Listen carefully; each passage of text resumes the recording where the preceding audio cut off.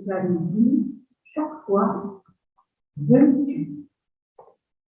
Et aujourd'hui, je peux déjà vous dire qu'il va nous demander, est-ce que tu vas dire oui à mon amour immense? Alors vous allez dire oui à l'amour, ça c'est vraiment facile.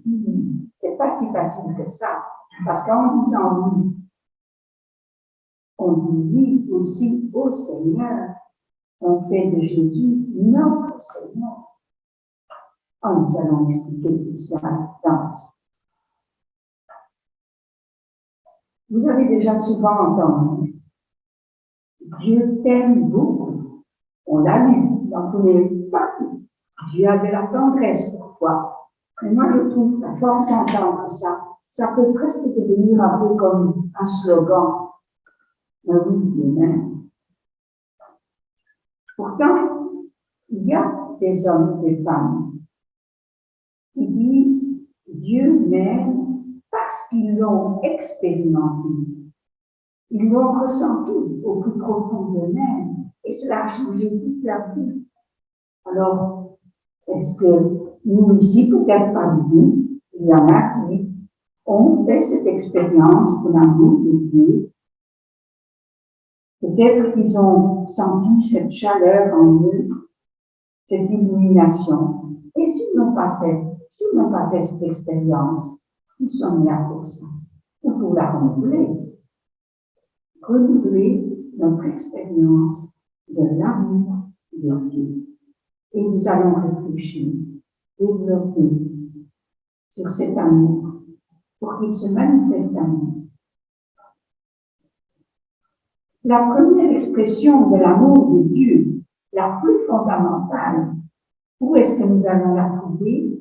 Eh bien, à mon point de vue, c'est justement dans la Trinité. Vous allez me dire la Trinité, la Trinité, c'est un mystère. Oui, mais la Trinité est très riche, justement, parce que c'est un mystère. La Trinité a beaucoup à nous apprendre. Et vous voyez ici l'icône de Roubleau. Roubleau était un peintre d'icône très connu en Russie. Et on lui avait demandé de peindre l'amour de Dieu. Peindre l'amour de Dieu. Ça, c'est vraiment une gageure. Et alors, il a réfléchi. Et il s'est souvenu de cette visite qu'Abraham avait reçue. Vous vous souvenez de la visite qu'Abraham avait reçue? Je vais vous lire le petit passage qui vous est vraiment. Yahvé, ici, la traduction parle de Yahvé, Yahvé lui apparut aux chaînes de Mamré, tandis qu'il était assis à l'entrée de sa tente au plus chaud du jour. Et moi, je m'attarde à ce au plus chaud du jour. Vous savez, quand il fait la canicule, en plein mois de juillet, août, on ne sait plus où se mettre, une chaleur qui vous abat, eh bien, c'est à ce moment-là que les visiteurs sont arrivés. Ayant levé les yeux, voilà qu'il vit 3 hommes qui se tenaient debout près de lui. Dès qu'il les vit, il courut de l'entrée de la tente à leur rencontre et se prosterna à terre. Et il dit, mon Seigneur, je t'en prie, si j'ai trouvé grâce à tes yeux, veuille ne pas passer près de ton serviteur sans t'arrêter. Qu'on a peu d'eau, vous vous laverez les pieds et vous vous étendrez sous l'arbre. Que j'aille chercher un morceau de pain et vous réconforterez le cœur avant d'aller plus loin. C'est bien pour cela que vous êtes passé près de votre serviteur. Et répondit, fais donc comme tu as. Abraham va recevoir et servir Yahvé. Mais je ne sais pas si vous avez remarqué quand j'ai lu. Il passe du je au tu. Il voit 3 hommes arriver, mais il dit, mon Seigneur, je t'en prie. C'était Dieu. Mon Seigneur, Je t'en prie. Et tout de suite après, vous l'avez écrit. Vous l'avez écrit tous les trois. C'est bien ça.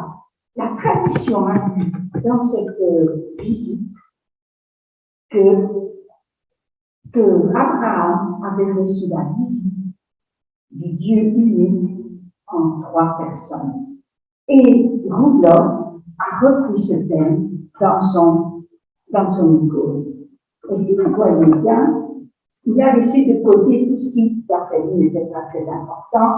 On voit la tente, c'est une maison, c'est la tente d'Abraham, le chêne de Mambré, tout petit, la montagne sur laquelle il se trouve.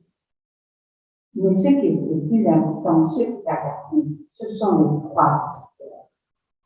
Et vous voyez, il faut bien les regarder, parce qu'ils sont très parlants. Ils sont inscrits dans un cercle. Et vous savez, un cercle, c'est une plénitude. Ils sont inscrits dans un cercle et ils se regardent. Et leur regard est comme un mouvement d'amis. Ils sont en grande conversation. Et de quoi est-ce qu'ils parlent? Eh bien, ils parlent de nous. Alors, je vais vous lire cette conversation. Daniel Ange a écrit un livre sur cette icône tout un livre. Et j'ai extrait une conversation qu'il a imaginée. Qu'est-ce qu'il se dit? Le Fils. Adam s'est perdu. Il nous a délaissés. Le Père. Comment le délaisser? Puisque rien n'est perdu en nous. Par exemple, ton empreinte doit être connaissable. Je la vois toujours là, métable en nous. Père. N'entends-tu pas cette immense classeur, clameur par le monde? Guéris-nous et nous serons guéris. Le Père répond, nous allons nous-mêmes rénover sa chair, guérir ses plaies. C'est le temps de la guérison. Qui enverrai-je? Le Père est ici, qui enverrai-je? Qui marchera pour nous? Et le Fils répond, me voici, puisque tu m'as appelé. Me voici, envoie-moi que je dise ta beauté. Le Père répondra, c'est moi qui t'envoie faire sortir mon peuple de la terre, de sa captivité, de ramener de son exil. Abba, vois ta parole, je saurai la porter, je suis ton enfant. Et le Père lui répondra vers tous ceux que je t'envoie. Sur tes lèvres, je mets mes paroles, en tes yeux, mon regard. Tout ce que tu as appris de moi, crie-le à la croisée de leur chemin. Abba, que vienne ton royaume. Enfin, pour donner la vie à ceux qui gisent dans les tombeaux, es-tu prêt à livrer la tienne et qu'ainsi tous sachent que je les aime comme je t'aime? Oui, Père, pour eux, je me sacrifierai moi-même, afin qu'ils soient sanctifiés dans la vérité. Ainsi, mon Fils, tu seras Emmanuel, notre tente plantée sur la terre, nous trois avec eux. Et nous finirons bien par le retrouver, notre Adam, du soleil plein de visage. Voilà la conversation que nous pouvons imaginer que se disent le Père, le Fils et l'Esprit. Et voyez, non seulement ils sont inscrits dans un cercle, mais eux-mêmes forment une coupe. Vous voyez la coupe? Et au centre de la coupe, il y a Jésus, il y a le Fils pour nous, au centre de la coupe. Mais attention, ce cercle, il n'est pas fermé. Il n'est pas fermé. Il y a une ouverture là. Pourquoi y a-t-il une ouverture? Parce qu'il nous appelle nous, à entrer dans cette intimité de la Trinité, dans cette intimité d'amour qu'ils ont pour les uns pour les autres. Nous sommes appelés à entrer. Alors vous allez me dire, alors là, ça c'est pas pour moi, parce que moi je suis pas libre, je ne veux pas vraiment pas entrer dans l'intimité de Dieu. Eh bien, Jésus va nous répondre à cette façon de voir. Vous savez, il a toujours des paraboles divines. Un homme avait donné un grand dîner et il invita beaucoup de monde. À l'heure du dîner, il envoya son serviteur dire aux invités, venez maintenant, tout est prêt. Alors ils se mirent à s'excuser tous de la même façon. À son retour, le serviteur rapporta ses réponses à son maître. Alors, pris de colère, le maître de maison dit à son serviteur, va-t'en sur les places et les rues de la ville et amène ici les pauvres, les escroquiers, les aveugles, les poitrines. Ben voilà la réponse.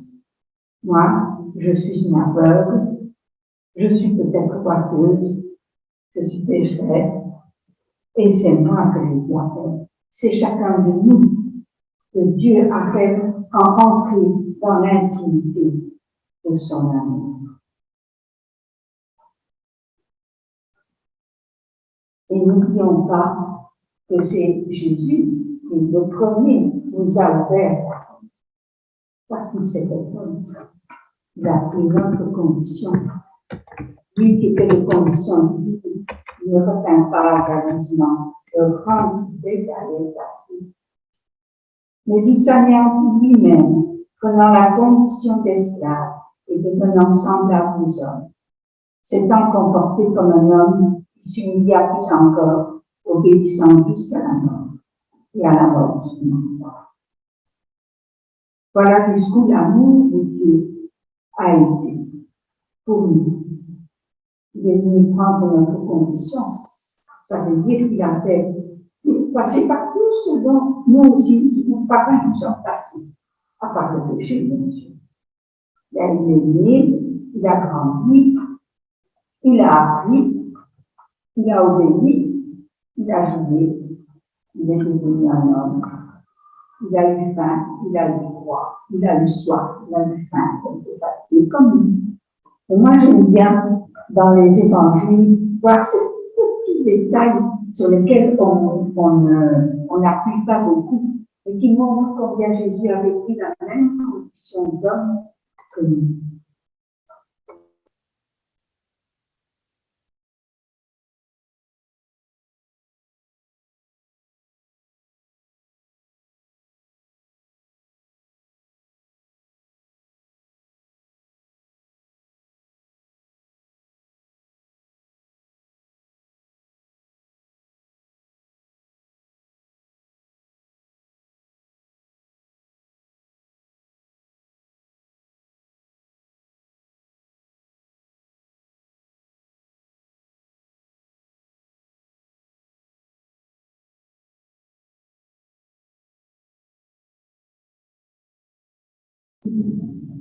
On voit que parfois il est atteint par chacun, comme nous, quand Lazare est mort. Jésus pleura. C'est tout simplement Jésus pleura.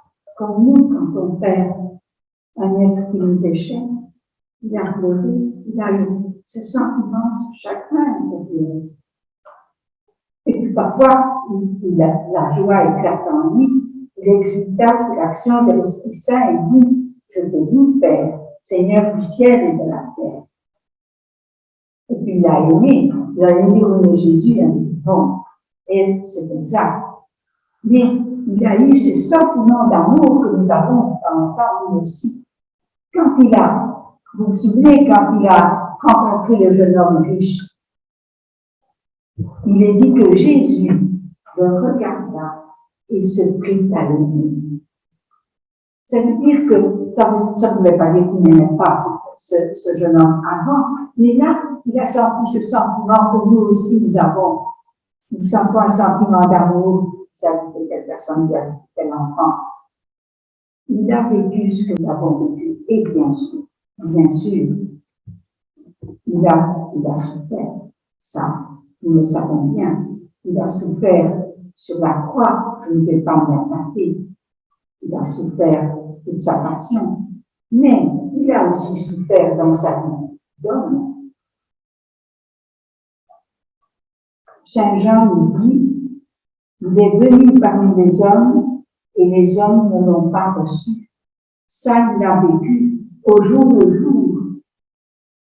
Il n'a pas été accepté et nous n'avons jamais vécu ce sentiment de rejet ou d'abandon.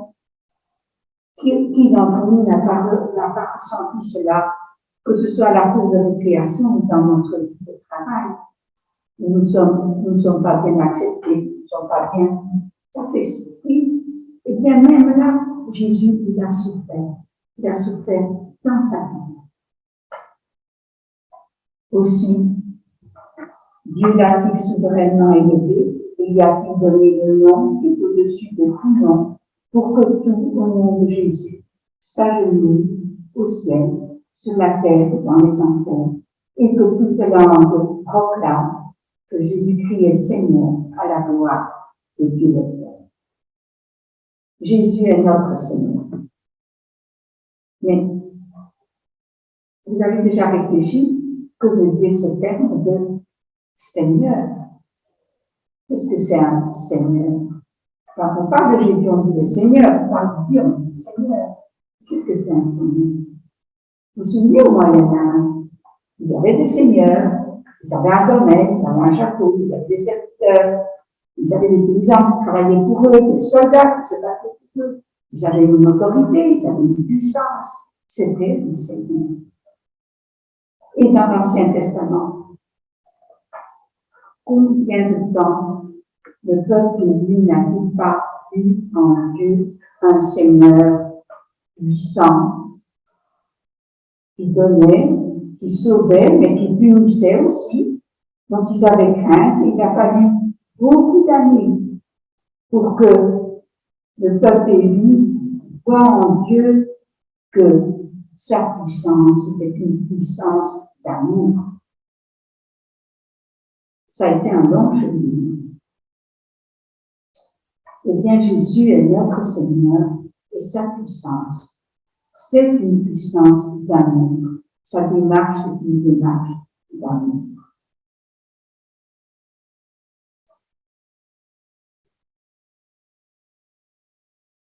Et bien sûr, dans cet amour, avec cet amour, il vient vers nous. Il nous a dit, je ne vous laisserai pas orphelins. Non, il ne nous a pas laissés seuls dans notre solitude. Il nous a donné un Père, son Père. Combien de fois nous a-t-il parlé de son Père, qui est aussi votre Père, c'est tout.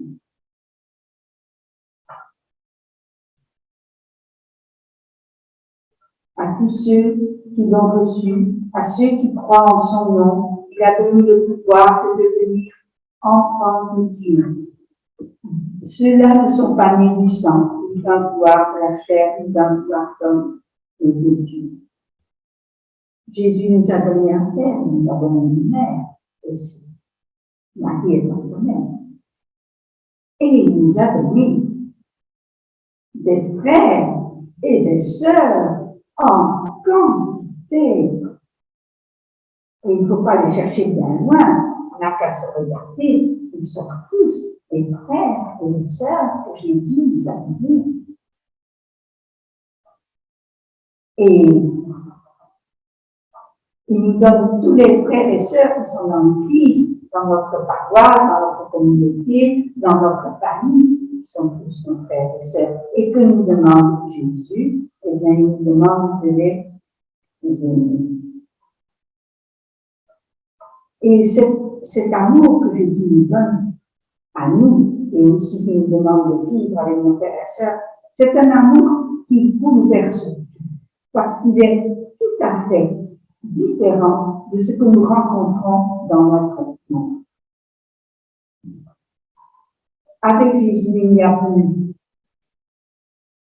ni des gens riches et des gens pauvres, ni Il n'y a plus des gens puissants ou des gens qui ne sont pas, il n'y a plus des hommes et des femmes, il n'y a plus des grands et des petits, il n'y a plus des gens qui ont une couleur d'une sorte qui ont une couleur d'une autre, qui viennent d'un pays ou d'un autre. Pour lui, tout cela n'existe pas. Il a tout inversé. Le dernier devient le premier. La brebis perdue, c'est elle qu'on fait quand on la retrouve. Le pécheur qui se repent, c'est encore lui qu'on va traiter. C'est tout à fait le contraire de ce que nous vivons dans notre monde. Ainsi donc, chaque fois que Jésus nous demande de nous, il nous fait entrer dans un royaume dont il est le Seigneur, un royaume d'amour. Et il nous donne les clés de ce royaume. L'amour, bien sûr. C'est ça la clé. Mais pas n'importe quel amour.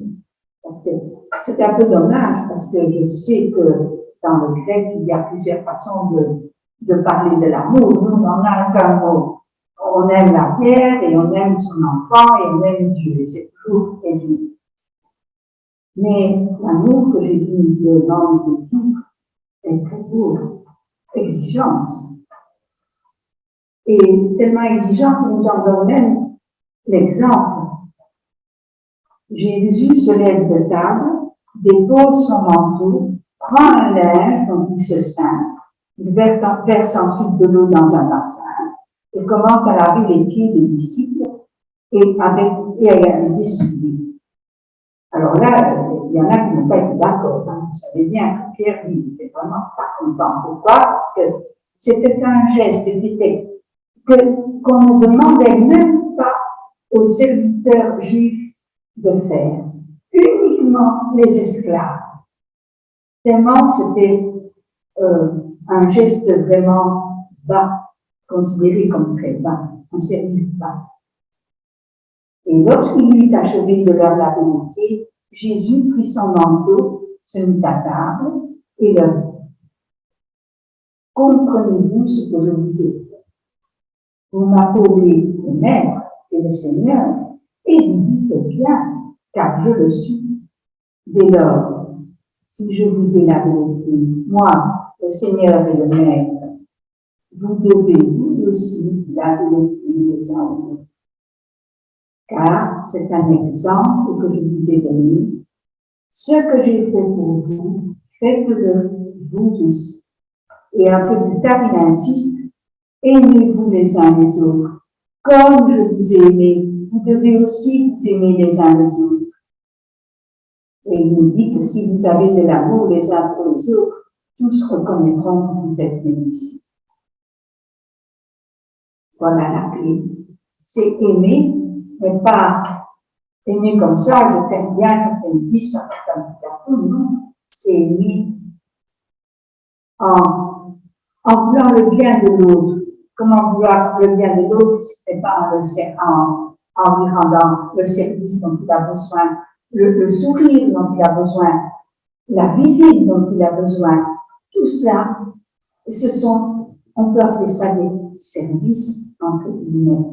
Il ne faut pas toujours aller laver les pieds d'une manière comme le jeudi saint, quoique ce soit un beau geste, je ne dis pas le contraire. Mais nous devons employer cette clé de l'amour. Et chaque fois que nous avons un geste d'amour par rapport à quelqu'un d'autre, chaque fois, nous vivons déjà le royaume de Dieu. Nous sommes déjà entrés dans le royaume de Dieu. Chaque petit geste d'amour. Ça ne doit pas être des choses extraordinaires. Là où je vis, chaque fois que je fais un geste d'amour, je vis dans le royaume de Dieu, déjà, maintenant. Et Jésus nous demande quand même, il nous donne quand même encore une condition, je dirais, de vivre cet amour pleinement. Il dit que nous devons être comme des enfants. Bon, je lis un petit passage là. Laissez les enfants venir à moi, ne les empêchez pas, car le royaume de Dieu est à ceux qui sont comme eux. Je vous le déclare, qui n'accueille pas le royaume de Dieu comme un enfant, n'y entrera pas. Alors, vous savez, quand je disais ça, je me disais, mais moi, mes enfants, je connais, j'ai une classe, les enfants, c'est pas toujours charmant. On parle pas bien, c'est pas quand même bien, mais c'est pas de ça, je ne dis pas. On ne parle pas d'un enfant qui fait son caprice. Non, bien sûr. Non. Nous allons regarder comment se conduisent les enfants avec les parents, d'une manière générale. Voilà, c'est les vacances, nous partons tous en vacances, papa, maman, les enfants, etc. On va peut-être même prendre l'avion, et puis on va aller loin, et les enfants, eux, ils jouent, ils ne se pas beaucoup, si ce n'est de prendre leur petit bout ou leur jouet préféré. Et puis ils ne se posent pas de questions. Vous ne voyez pas des enfants inquiets. En général, les enfants ne sont pas inquiets. On part, qu'est-ce qu'on mangera demain? Où est-ce que je dormirai? Voilà bien le dernier de leurs soucis. Pourquoi? Il y a papa et maman. Non, papa et maman, ils vont s'occuper de ça. Je sais qu'ils s'occuperont de ça. Je n'ai vraiment pas besoin d'un enfant. Voilà comment dit un enfant est confiant dans ses parents. Eh bien, être un enfant, c'est ça. C'est être confiant, vivre dans la confiance que Dieu, que le Seigneur sait ce dont nous avons besoin. Alors, on peut bien sûr retrouver les textes où Jésus nous dit cela. Je ne sais plus si je l'ai ici. Je dois avoir ça quelque part. Mais bon, nous devons être comme des oiseaux, comme des fils des champs. Ne cherchez pas à savoir si vous aurez à manger ou à boire. Le Seigneur sait ce dont vous avez besoin. La confiance est vraiment nécessaire. Ah voilà, ne cherchez pas ce que vous mangez, ni ce que vous boirez, bien sûr. Cherchez plutôt le royaume, cela vous sera donné par Dieu. Et ça, ce ne sont pas des mots en l'air. Hein. Je crois que c'est vraiment vrai parce que je l'ai parfois vécu. On a reçu par surcroît des choses des choses matérielles auxquelles on ne s'attendait pas.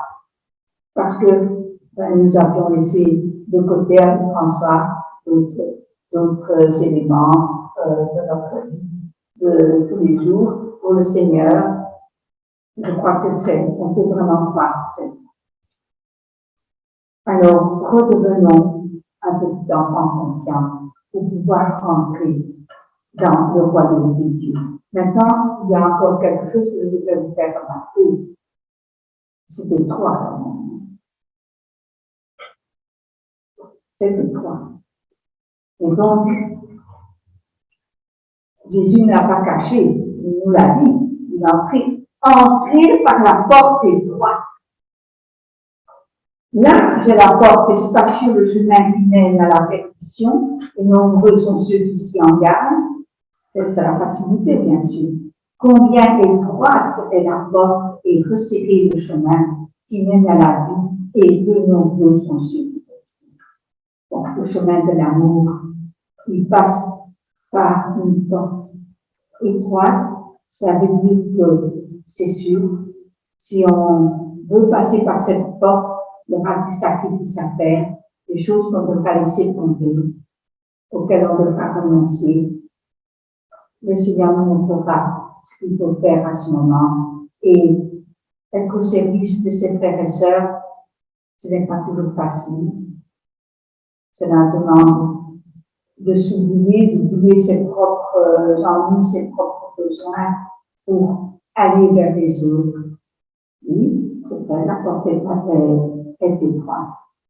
Mais ne l'oublions pas, de l'autre côté de la porte, c'est l'amour qui nous attend. Et ça, c'est irremplaçable. Alors, si nous entendons frapper à la porte, N'oublions pas d'ouvrir, parce que Jésus veut entrer et manger avec nous, comme on dit dans l'Apocalypse. Alors, comment prendre cette phrase? Oui, n'oublions pas que il y a dans la profondeur de notre cœur un petit coin où Jésus se trouve, une chambre, comme dit Thérèse d'Avila, où Jésus se trouve. Dans chaque homme, il y a Jésus à sa place. Dans chaque homme, Dieu se trouve. Même dans celui qui a fait l'examination, il y a ce Saint Augustin qui disait, dans la fine pointe de son âme, Dieu se trouve. Donc, même quand nous sommes dans un vraiment mauvais moment, quand ça ne va pas du tout, n'oublions pas que Dieu est en nous. Il est là même quand on ne le sent pas, même quand on ne le voit pas, même quand on le voit. Il est là. Il nous attend. Il est là avec son amour. Alors, voilà, j'arrive un peu au bout de cet enseignement et j'arrive à la question que Dieu nous pose. Veux-tu entrer dans mon royaume? Est-ce que tu acceptes Dieu comme ton Père? Est-ce que tu acceptes d'être un enfant qui est partout, qui est obéissant, confiant, abandonné? Est-ce que tu acceptes les frères et les sœurs que Jésus te donne, ceux qui sont là autour de toi? Est-ce que tu acceptes mon amour?